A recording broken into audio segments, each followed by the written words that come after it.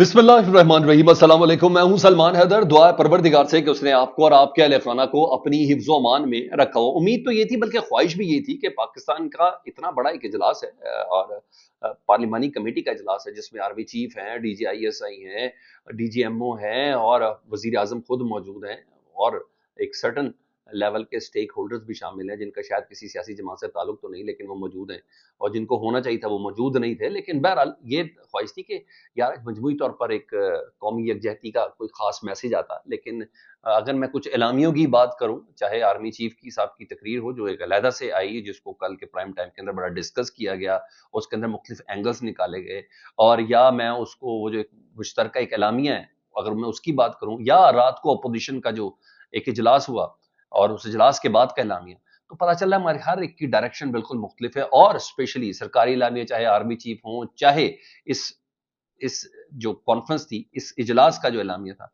वो ऐसा लग रहा था कि अभी भी हम लोग ना अपने असल इश्यूज और कोर इश्यूज की तरफ नहीं आ रहे हैं। हमें बात करनी चाहिए थी अफगानिस्तान की, हमें बात करनी चाहिए थी भारत की, हमें बात करनी चाहिए थी नॉन स्टेक एक्टर्स की, और हमें बात करनी चाहिए थी कि हम लोग क्या उसका वाज़े तौर पर एलामिया ले रहे हैं। लेकिन नहीं, मुझे लुब्बे लुबाब जो गुफ्तगू का लगा वो यही लगा कि पाकिस्तान का सियासी सेटअप, पाकिस्तान के सूबाई हुकूमतों के ऊपर इल्ज़ाम, पाकिस्तान के अंदर पाकिस्तान तहरीक इंसाफ के हवाले से कई इशारे, इवन आर्मी चीफ साहब ने भी नाम लिए बगैर लेकिन वाज़े तौर पर वो इशारे, तहरीक का जिक्र किया, शख्स का जिक्र किया, बयानियों का जिक्र किया, सोशल मीडिया की बात हुई। इन तमाम चीज़ों से ऐसा लग रहा था कि नहीं, अभी भी हम बातों को समझ नहीं सके हैं। अभी भी मुझे मुझे ऐसा लगा कि ऐसा है, क्योंकि हाँ, उसके बाद रात गए जो मुसद्दिक मलिक साहब ने जो एक कमाल ट्वीट कर दिया कि ऑपरेशन का फैसला ही हो गया है, वो बड़ी कमाल चीज़ थी। मैं कुछ डिटेल्स आपके सामने रखना चाह रहा हूँ, उससे आप मेरे ख्याल है बेहतर अंदाज़ा लगा सकते हैं कि हम अभी तक हमारे मुँह ही इस तरफ नहीं है, हम इस तरफ मुँह करके सोच रहे हैं, और जो असल पल्स है, वो है कौमी यकजहती। उस यकजहती की तरफ हम नहीं जा रहे। आज भी हम ताकत के इस्तेमाल को अपने ही लोगों पर फ़ोकियत दे रहे हैं। आज ही हम प्रॉब्लम का आंसर किसी न किसी ऐसी सियासी जमात के साथ, जिसको पाकिस्तान तहरीक है, उसके साथ जोड़ा जा रहा है, जिसको बोलने की भी इजाज़त नहीं, जिसको बात करने की भी इजाज़त नहीं, जिसके लीडर से मुलाकात करने की इजाज़त नहीं।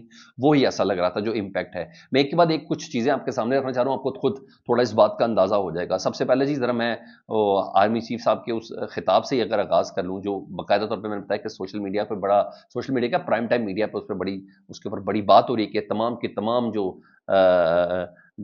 चीज़ें हैं वो पाकिस्तान तहरीक इंसाफ के हवाले से ही उसका इशारा कर रहे हैं आर्मी चीफ। और इस बात की भी गम्माज़ी होती है कि जाफ़र एक्सप्रेस के जो साहने के बाद जो हमारा जानी नुकसान हुआ, उसके बाद जो, चाहे वज़ीर दाखिला हों, चाहे हमारे वज़ीर इत्तलात हों, चाहे हमारे वज़ीर दिफ़ा हों, चाहे ये छोटे-मोटे सूबों के वज़ारत इत्तलात हों, इन तमाम को कोई मवाद प्रोड्यूस करके दे रहा था कि जाओ जाके ये बोलो, जाओ तुम्हें ये बात करनी है, जाओ, या वो सियासी पंटर्स होते हैं या वो सरकारी सहाफ़ी होते हैं, उन तमाम को ना एक ख़ास लाइन टो करके दी जाती, जो जिस तरह से मुझे इस गुफ्तगू से अंदाज़ा हुआ। तो अगर मैं आर्मी चीफ साहब के खिताब जो सलामती कमेटी के उसकी अगर बात करूँ, तो उन्होंने सबसे पहले बात की, मुल्क की सलामती से बड़ा कोई एजेंडा नहीं, कोई शक नहीं, कोई शक नहीं, उन्होंने ये बात बोली। कोई तहरीक, कोई शख्सियत नहीं मुल्क की सलामती से ऊपर। अच्छा, इस पे इशारा लगा, कहा जा रहा है कि ये आर्मी चीफ का ना पाकिस्तान तहरीक इंसाफ, ये शख्सियत से मुराद इमरान खान साहब हैं, या ये लगाया जा रहा है जी। पहला, पायदार इस्तेहकाम के लिए कौमी ताकत की तमाम अनासर को हम आंगी के साथ काम करना होगा। भाई, कौन से अनासर हम आंगी के साथ काम नहीं कर रहे? ये एक क्वेश्चन और तशना तलब सवाल है। ये हमारी और हमारे वाली आने वाली नस्लों की बका की जंग है। यही आर्मी चीफ साहब कह रहे हो, यही हम भी कह रहे हैं आर्मी चीफ साहब से कि वाकई ये जो जंग है पाकिस्तान की आने वाली नस्लों की बका की जंग है। उन्होंने एक जुमला बोला, उन्होंने कहा हमको बेहतर गवर्नेंस और मुमलिकत पाकिस्तान को हार्ड स्टेट बनाने की जरूरत है। इस हार्ड स्टेट से क्या मुराद है, और आपको किसने मना किया है हार्ड स्टेट बनने से? कौन है ऐसा? क्योंकि जितने भी इशारे कनाए जो भी जाते हैं वो तमाम के तमाम जाते हैं कि एस्टेब्लिशमेंट के ऊपर, कि एस्टेब्लिशमेंट ने ही शहबाज शरीफ साहब को वज़ीर आज़म मुंतखब किया, इससे पहले एस्टेब्लिशमेंट ही इमरान खान साहब को लेके आई, उससे पहले जब भी आई एस्टेब्लिशमेंट ही नवाज शरीफ को लेके आई, उससे पहले जब भी आई एस्टेब्लिशमेंट ही पीपल्स पार्टी को लेके आई। ये एक बड़ा क्लोज टू रियलिटी एक इल्ज़ाम है। अगर मैं 24 के इलेक्शन की बात करूं, मैं 18 के इलेक्शन की बात करूं, मैं 13 के इलेक्शन की बात करूं, मैं 8 के इलेक्शन की बात करूं, तो उन्होंने कहा कि हमें पाकिस्तान को हार्ड स्टेट बनाने की जरूरत है। हमने कब तक सॉफ्ट स्टेट के तर्ज पर بے پناہ جانوں کی قربانی دیتے رہیں گے. اب یہ سافٹ یعنی یہ مجھے ایسا لگتا ہے کہ آرمی چیف صاحب نا پاکستان آرمی پہ یا پاکستان کی سیکیورٹی کے اوپر ذمہ داری وہ کہہ رہے ہیں کہ ہماری نہیں ہے، یا وہ بتا رہے ہیں کہ سافٹ اسٹیٹ سے مراد ہے صوبائی حکومت، ان کی ذمہ داری ہے کے پی کے یا بلوچستان کی نا ان دہشت گردی سے نمٹنے کی. مجھے اس کا یہ گمان لگا، حالانکہ یہ تو دہشت گردی سرحد پار سے آ رہی ہے، تو سرحدوں کی حفاظت کی ذمہ داری کس کے پاس ہے؟ وہ ہماری فوج کے پاس ہے، وہ ہمارے سیکیورٹی اداروں کے پاس ہے. اس کا معاملہ تو صوبوں کے ساتھ نہیں ہے. تو پھر یہ کس طرح ہے؟ بلوچستان میں اس وقت کہاں معاملات پھنسے ہوئے ہیں؟ وہاں سیکیورٹی کس کے پاس ہے؟ کیا پولیس سنبھالتی ہے؟ نہیں، وہاں فوج سنبھالتی ہے نا. تو یہ چیز ہے. اسی طرح کے پی کے میں ہمیں افغانستان سے آتی ہے دہشت گردی، تو کیا اس کی ذمہ داری یہ کے پی کے پولیس کے لوگ کریں گے؟ جس صوبے کا سی ایم آئی جی اپنی مرضی کا نہ لا سکتا ہو، اپنی مرضی کی ٹیم نہ بنا سکتا ہو، تو یہ سافٹ اسٹیٹ والی بات جو ہے نا، یہ بھی ایک بذات خود ایک میرے لیے ایک سوالیہ نشان ہے. تو میں گورننس کے گیپس کو کب تک افواج پاکستان اور شہداء کے خون سے بھرتے رہیں گے؟ گورننس کا گیپ، یہ گورننس ہے کس کی پاکستان میں؟ یہ بہت بڑا سوال ہے. کیا وہ سرفراز بگٹی کی طرف اشارہ کر رہے ہیں، علی امین گنڈا پور کی طرف اشارہ کر رہے ہیں، یا اپنے بازو میں بیٹھے ہوئے وزیر اعظم شہباز شریف صاحب کی بات کر رہے ہیں؟ کس کا گورننس کا فقدان ہے؟ جی ہاں، پاکستان اور شہداء کے خون سے بھرتے رہیں گے. کب تک افواج پاکستان اور شہداء کے خون سے بھرتے رہیں گے؟ یہ بذات خود ایک بہت بڑا سوال ہے. اور مجھے اندر کا ماحول لگا، کیونکہ اب یہ ان کیمرہ کیا ہو گیا، جب فیصل واڈا صاحب آ کے باہر بتا رہے ہیں، جب خاص ذریعے سے جب ٹویٹ کر کے اجلاس کے دوران خواجہ آصف صاحب بتا رہے ہیں کہ کیا باتیں ہو رہی ہیں، تو پھر کیا بات رہ جاتی ہے جی. اور علماء سے درخواست ہے کہ خوارج کی طرف سے اسلام کی مسخ شدہ تشریح کا پردہ چاک کریں. جی بالکل درست کا. اگر یہ ملک ہے تو ہم ہیں، لہٰذا ملک کی سلامتی سے بڑھ کر ہمارے لیے کوئی چیز نہیں، اس میں کوئی شک نہیں. پاکستان کے تحفظ کے لیے یک زبان ہو کر اپنی سیاسی اور ذاتی مفادات سے بالا تر ہو کر ایک بیانیہ اپنانا ہوگا. سر یہی تو خواہش تھی جس کے لیے ایاز صادق صاحب کے پاس ایک رات پہلے پاکستان تحریک انصاف نے اپنے چیف وہپ کو بھیجا تھا، جس میں ایاز صادق صاحب نے کہا تھا ہاں ہم عمران خان صاحب سے آج ان کی ملاقات کروائیں گے، تاکہ عمران خان صاحب سے ایک گائیڈ لائن لے کے پاکستان کی سب سے بڑی پولیٹیکل جماعت اس پارلیمانی کمیٹی کے سیکیورٹی اجلاس کے اندر شریک ہوتی. لیکن اس وعدے کو وفا نہیں کیا گیا. میرا خیال ہے یہ آرمی چیف جو کہہ رہے ہیں یہ شہباز شریف صاحب کی حکومت کو کہہ رہے ہیں، کیونکہ مجھے تو جو چیز مجھے نظر آ رہی ہے اس کے حساب سے تو مجھے ایسا ہی لگ رہا ہے. جی انہوں نے کہا اگر یہ ملک نہیں ہے تو ہم نہیں ہیں، لہٰذا ملک کی سلامتی سے بڑھ کر ہمارے لیے کوئی چیز نہیں ہے. اور جو سمجھتے ہیں کہ وہ پاکستان کو ان دہشت گردوں کے ذریعے کمزور کر سکتے ہیں، آج کا دن ان کو یہ پیغام دیتا ہے کہ ہم متحد ہو کر نہ صرف ان کو بلکہ ان کے تمام سہولتکاروں کو بھی ناکام کریں گے. ہم انشاءاللہ اللہ پر بھروسہ ہے، جو کچھ بھی ہوئے انشاءاللہ ہم کامیاب ہوں گے. آج کا دن سر، آج کا دن اجلاس کا دن ہے. اجلاس کا دن کا مطلب پاکستان کی تمام پولیٹیکل فورسز ادھر موجود ہوں. وزیر اعلیٰ کے پی کے تو ادھر موجود تھا، لیکن پاکستان تحریک انصاف ادھر موجود نہیں تھی. محمود خان اچکزئی ادھر موجود نہیں تھے. ادھر مجلس وحدت المسلمین موجود نہیں تھی، اور سنی اتحاد کونسل موجود نہیں تھی. بہرحال میں نے آپ کو بتایا کہ گیپس کس حوالے سے. دوسرا جی اس کے بعد کیا ہوا جی، میں ذرا اس حکومتی اعلامیے کی اگر بات کروں تو سر اس کے ذرا پوائنٹس آپ کے سامنے رکھوں تو آپ کہیں گے یا بالکل بات. مجھے بتائیں اس اعلامیے میں کوئی ایسی بات ہے کہ جس سے اس بات کا جائزہ لگایا جا سکے؟ انہوں نے کہا ملکی سلامتی کی موجودہ صورتحال کا جائزہ لینے کے لیے پارلیمانی کمیٹی برائے قومی سلامتی کا اجلاس اسلام آباد میں ہوا. آج کے اجلاس میں قومی سلامتی پارلیمانی نے دہشت گردی کی حالیہ کارروائی کی واضح الفاظ میں مذمت کی. بھائی مذمت تو پہلے بھی کر رہے تھے، کون نہیں کرتا.